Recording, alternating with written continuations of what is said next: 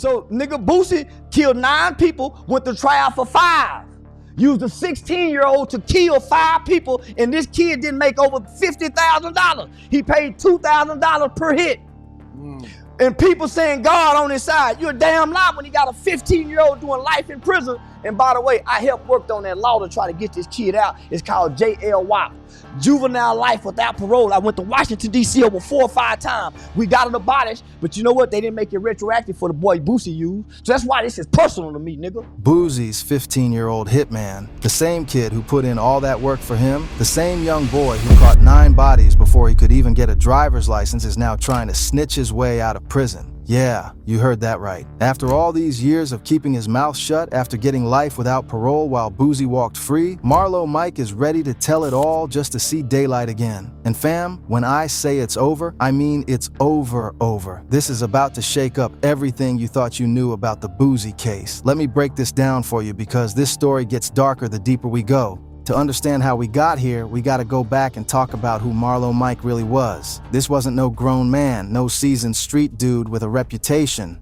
Nah, this was a baby, a 15-year-old shorty from Baton Rouge who got caught up in some real street politics way too young. His government name was Michael Louding, but everybody knew him as Marlo Mike. And before Boosie got a hold of him, he was just another kid from the hood trying to survive.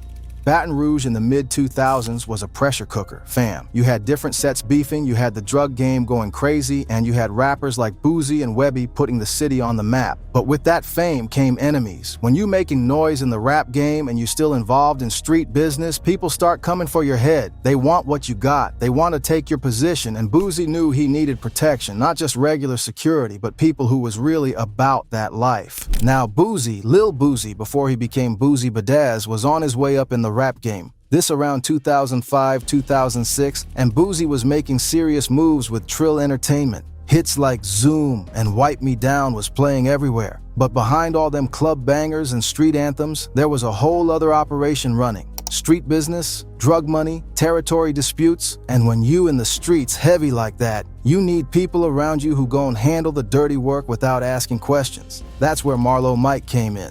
But here's what people don't understand. Marlo Mike wasn't some hardened criminal when Boosie found him. He was a kid, an impressionable young boy who probably grew up listening to Boosie's music, who saw Boosie as somebody who made it out, somebody who had money and respect. And when somebody like that takes you under their wing, you gon' do whatever they say. You gon' prove yourself. You gon' show them you worthy of being in their circle. But here's where it gets real crazy, fam. We're not talking about one body. We're not even talking about 2 or 3. Marlo Mike, at just 15 years old, was connected to 9 murders. 9.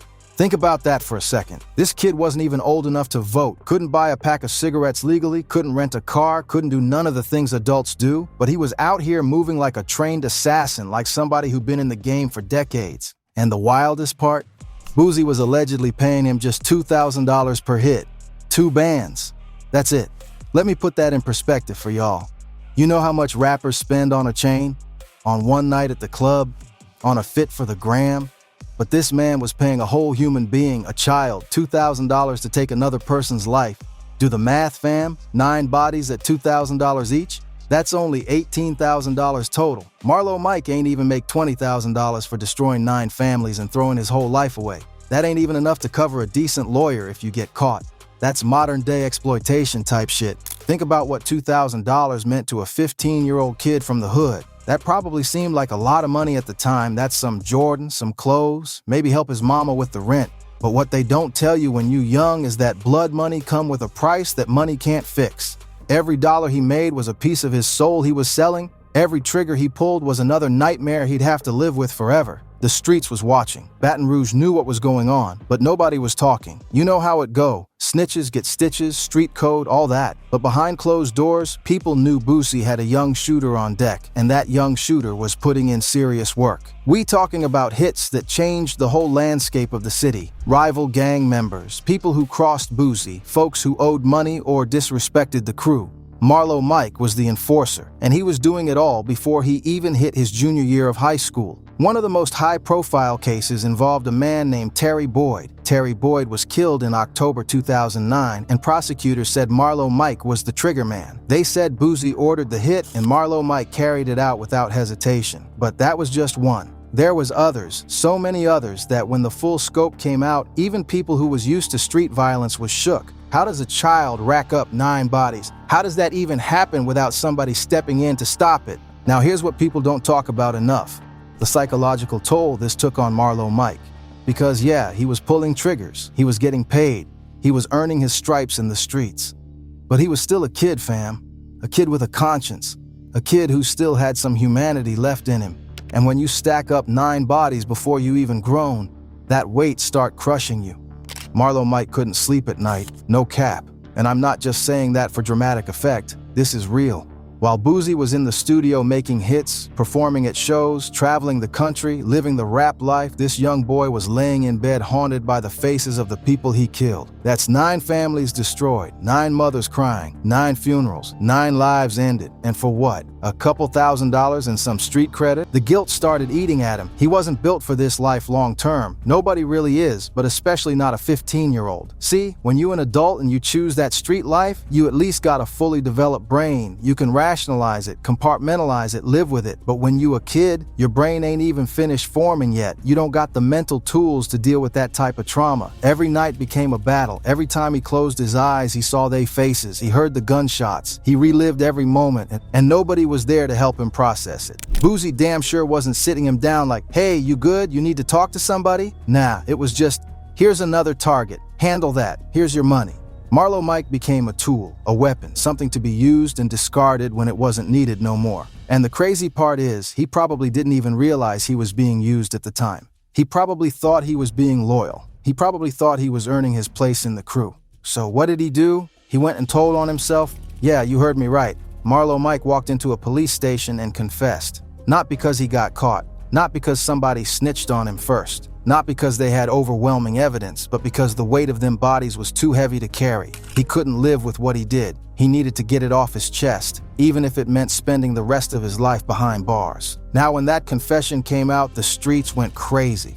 On one hand, you got people calling him a snitch, saying he violated the code, saying real G's don't talk under no circumstances. On the other hand, you got people saying, yo, this was a child who was manipulated and used. This wasn't no grown man who knew what he was getting into, because let's keep it 100. Boosie was the adult in this situation. Boosie was the one with the money, the fame, the influence, the life experience. Marlo Mike was just a kid trying to prove himself, trying to earn respect, trying to be down with somebody he looked up to. Think about the power dynamic here for a second. When you 15 and you got a successful rapper, somebody you probably idolize, somebody who made it out the hood, telling you to do something, you gon' do it. You ain't got the wisdom yet to say no. You ain't got the foresight to see how it's gonna end. All you see is the moment, the opportunity, the chance to be somebody important. And here's the thing that really gets me. Boosie went to trial for 5 of them murders. He beat the case, walked free, and went right back to making music like nothing happened. Meanwhile, Marlo Mike got hit with life without parole, a juvenile, a baby. The system threw the book at him and said, you gon' die in prison. No second chances, no rehabilitation, no possibility of parole, just a cell and a lifetime of regret. The trial was a whole circus, fam. Prosecutors laid out how Boosie allegedly ran a criminal enterprise, how he ordered hits, how Marlo Mike was his weapon of choice. They had jailhouse recordings, they had testimony, they had evidence. But Boosie had a good legal team, and they created enough reasonable doubt to get him off. The jury couldn't convict him beyond a reasonable doubt, so he walked. But Marlo Mike, he didn't have that same kind of defense. He already confessed, he already told them everything, and even though he was a juvenile, even though his brain wasn't fully developed, even though any psychologist would tell you he was manipulated and exploited, the courts showed no mercy. They gave him life without the possibility of parole and sent him to Angola, one of the most notorious prisons in America. Angola State Penitentiary is hell on earth, fam. They call it the farm because it's built on an old slave plantation, and inmates still work the fields like it's the 1800s. It's violent, it's brutal, and it's where Louisiana sends people they never want to see again. And that's where they sent a 16-year-old boy, because by the time he was sentenced, he had just turned 16. They sent a child to die in one of the worst prisons in America. Boosie sleep good at night because he didn't pull no triggers. He can go on Instagram Live, throw pool parties, drop albums, do interviews, make millions, and act like his hands clean. But Marlo Mike, that boy can't sleep. He got 9 people's blood on his hands, and he gotta live with that every single day for the rest of his life. That's the difference between the one giving orders and the one following them. That's the difference between the kingpin and the pawn. But yo, it don't stop there. Because now we got Charleston White stepping into the picture, and if you know Charleston, you know he don't play when it comes to this type of stuff. Charleston been on a mission to get Marlo Mike out of prison, and he been calling out Boosie every chance he get. Charleston been fighting for something called JLWOP, Juvenile Life Without Parole. This a law that says kids who commit crimes, even serious ones, shouldn't be sentenced to die in prison because their brains ain't fully developed yet. Science shows that the part of your brain that handles decision-making and impulse control don't finish developing until you like 25. So how you gonna give a 15-year-old the same sentence you'd give a 40-year-old? Charleston went to Washington, D.C. multiple times, 4 or 5 trips, pushing for this law to get passed. He was working with organizations, meeting with legislators, telling Marlo Mike's story and stories like his. And they did get it abolished in some places. The Supreme Court even ruled that mandatory life without parole for juveniles was unconstitutional. But here's the cruel part. They didn't make it retroactive for cases like Marlo Mike's. So even though the law changed, it didn't help the ones who was already sentenced. New kids who catch cases might get a second chance, but Marlo Mike and thousands like him, they still rotting. That's why Charleston's so heated about this. He feel like Boosie got off clean while the kid who did his dirty work rotting away. And Charleston ain't holding back neither. He been calling Boosie out publicly, saying Boosie misled more juveniles in America than damn near anybody. He said Boosie should be sentenced to the max because he was the mastermind, the one who created this whole situation. He even said he want to get Boosie in a boxing ring just to punish him for what he did to Marlo Mike and other young kids who looked up to him. Charleston said something that really stuck with me. He said, Boosie sleep good at night because he didn't pull the trigger. That baby can't sleep. He was 15 years old with 9 bodies. He went to go tell because he couldn't sleep at night. Why you throwing your pool party? That baby had 9 bodies at 15 years old and he committed them all. He has to get it out his heart.